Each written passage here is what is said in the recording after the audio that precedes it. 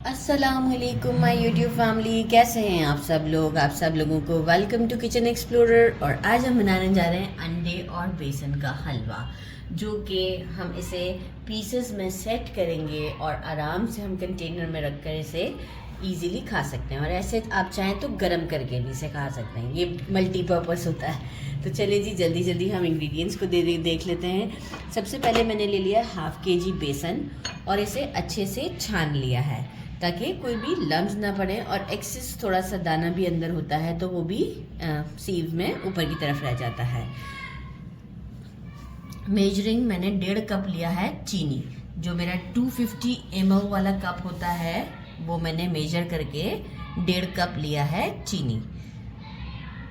बाकी मैंने लिए हैं एक कोकोनट का जो हमारा सा पीस होता है जो राउंड में हमें मिलता है, तो एक साइड उसका वो मैंने कोकोनट का मोटा मोटा सा ग्रेट कर लिया है। ड्राई फ्रूट्स ले ली हैं, बादाम और पिस्ते, और इसे बारीक बारीक कट कर दिया है। अच्छा, ये कितना लेना है ये आप पे डिपेंड करता है, नहीं भी लेंगे तो भी चलेगा। हम थोड़ा सा अंदर डाल देंगे और थोड़ा सा हम मिक्स कर लेंगे। तो वो मैंने अपने हिसाब से जो मैंने लिया है वो अराउंड है 5 to 6 टेबल स्पून के करीब। 1 टीस्पून इलायची पाउडर लिया है मैंने, क्योंकि हम एग्स भी यूज़ करेंगे इसलिए इसकी क्वांटिटी थोड़ी सी ज़्यादा है। तो कैमरामैन ये बात आप भी सुन लें। और जो है वो मेजरिंग 1 कप मैंने लिया है मिल्क, और 1.5 कप मैंने लिया है असली घी। आप रेगुलर घी भी यूज़ कर सकते हैं। तो हम क्या करेंगे, सबसे पहले जो हमारा 1 कप मिल्क है ये इसमें डाल देते हैं, और 6 मैंने लिए हैं अंडे। इसे मैंने आराम से मतलब आराम से कि मैंने लिए, ये फार्म के अंडे हैं, ये देसी अंडे नहीं है। इस आप देसी अंडे भी यूज़ कर सकते हैं। तो ये मैंने पहले से तोड़ लिए हैं और इसे भी मैं इसमें डाल देती हूँ। अच्छा, अब क्या करना है, अंदर है कुछ, मैं पहले से निकाल दूं क्योंकि मैंने जब एग क्रैक किए थे तो मैंने उस वक्त भी चेक किया था। अभी मुझे कुछ नज़र आ रहा है उसका शेल, तो मैं उसे क्लीन कर देती हूँ। अब हम इसे अच्छे से विस्क कर लेते हैं। आप चाहें तो जो हमारे पास इलेक्ट्रिक बीटर होता है उससे भी आप इसे अच्छे से विस्क कर सकते हैं।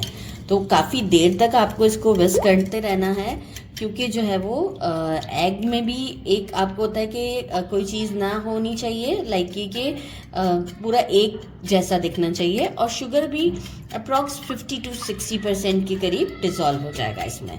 तो बस इसे अच्छा सा मिक्स देते हैं अच्छे से, और फिर हम चलते हैं स्टोव की तरफ। दाने हो रही हैं तो मैंने कहा पहले ये वाला प्रोसेस हम कर लेते हैं। वोक में मैंने पहले डाल दिया दोनों, जितना भी मैंने घी लिया है पूरा घी मैं इसमें डालूंगी 1.5 कप के करीब, और इसमें मैं डालूंगी थोड़ा सा घी मेरा गरम हो जाए तो मैं डालूंगी इलायची का पाउडर और बेसन, और इसके बाद हम इसे भूनेंगे। घी हमारा थोड़ा गरम हो गया है। अच्छा, ये सारा काम हम स्लो फ्लेम पे करेंगे। जितना हम स्लो फ्लेम पर बेसन को भूनते हैं ना, और इसका कलर थोड़ा सा गोल्डन तक लाते हैं, तो बहुत ही अच्छा फ्लेवर आता है। आप जल्दी जल्दी करेंगे तो बेसन गोल्डन तो हो जाएगा, लेकिन वो जला हुआ होगा और वो अपना जो फ्लेवर है वो नहीं रिलीज़ करेगा। तो बस इसे हम भूनते हैं अराउंड स्लो फ्लेम पर, 20 मिनट भी लग सकते हैं। तो हम इसे आराम से भूनते हैं, और जैसे ही थोड़ा गोल्डन कलर आएगा तो मैं आपको शो करूँगी कि इसकी क्या कंडीशन है। राइट, एग्जैक्ट मुझे 20 मिनट्स लगे हैं स्लो फ्लेम के ऊपर, और आप कलर देख सकते हैं कितना अच्छा है।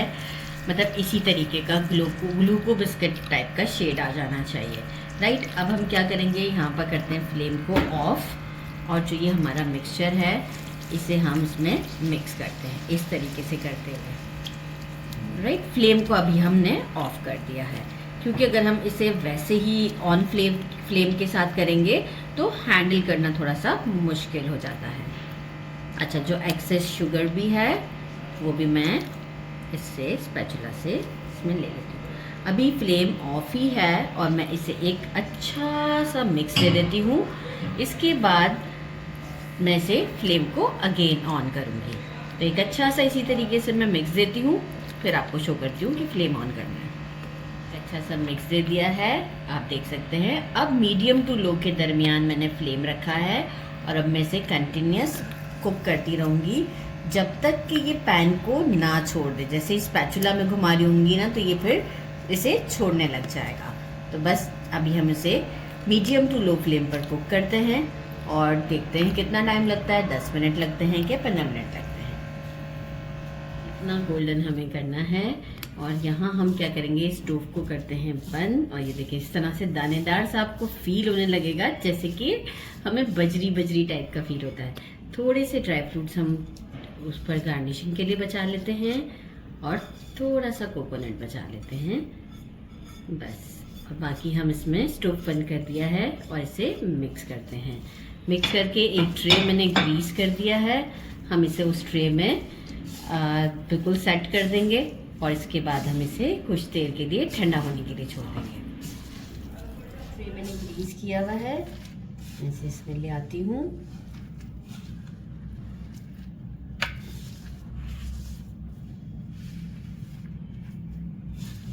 हम इसे अच्छे से सेट करेंगे इसके अंदर। बड़ी अच्छी खुशबू आ रही है कोकोनट की और हर चीज़ की। इसे मैंने सेट कर दिया है और अब हम इसमें कोकोनट, ये बिल्कुल ऑप्शनल है, अगर आप करना चाहें तो ज़रूर करें, नहीं करना चाह रहे अंदर मिक्स कर दिया है तो भी बिल्कुल ठीक है। मैं थोड़ा सा लुक के ऊपर थोड़ा सा वो करूँगी कि हाँ भाई लुक भी अच्छा हो जाएगा। कोकोनट भी थोड़ा सा और डाल देते हैं बस। और अब हम इसे सेट होने देते हैं 2 घंटे के लिए। आफ्टर 2 आवर्स हम इसे भी थोड़ा सा प्रेस कर देते हैं। आफ्टर 2 आवर्स मैं इसे जो है वो आपको कट करके दिखाऊंगी और फिर आप चेक कीजिएगा, क्योंकि हमारा वेदर अच्छा है। अगर के वेदर गर्म होता है तो जो है वो हमें इसे लॉन्ग टाइम देना पड़ता है। अगर आप इसे ओवरनाइट भी छोड़ देंगे तो भी कोई प्रॉब्लम नहीं है, आप सुबह कट कर लें। कामों में बिजी हो गई थी, 3 आवर्स का रेस्ट दे दिया है, कट कर दिया। अब आराम से इसे ओवरनाइट के बाद भी कट करेंगे, कोई इशू नहीं है। ये अब मैं आपको इसकी तोड़कर लुक दिखाऊं।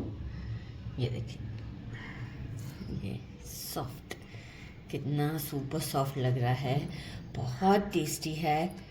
इफ़ सपोज़ कि एक मैं आपको टिप दूँगी, अगर ये ना आपसे सेटल हो रहा हो, ठीक है, ना सेटल हो रहा हो तो भी आप इसे जो है वो ऐसे भी खा सकते हैं, नहीं तो थोड़ा सा मिल्क ऐड करके आप इसे सेटल भी कर सकते हैं, राइट। तो ये कोई इशू नहीं होता। आप सुपर सॉफ्ट है, ट्राई करते हैं। बिस्मिल्लाहिर्रहमानिर्रहीम।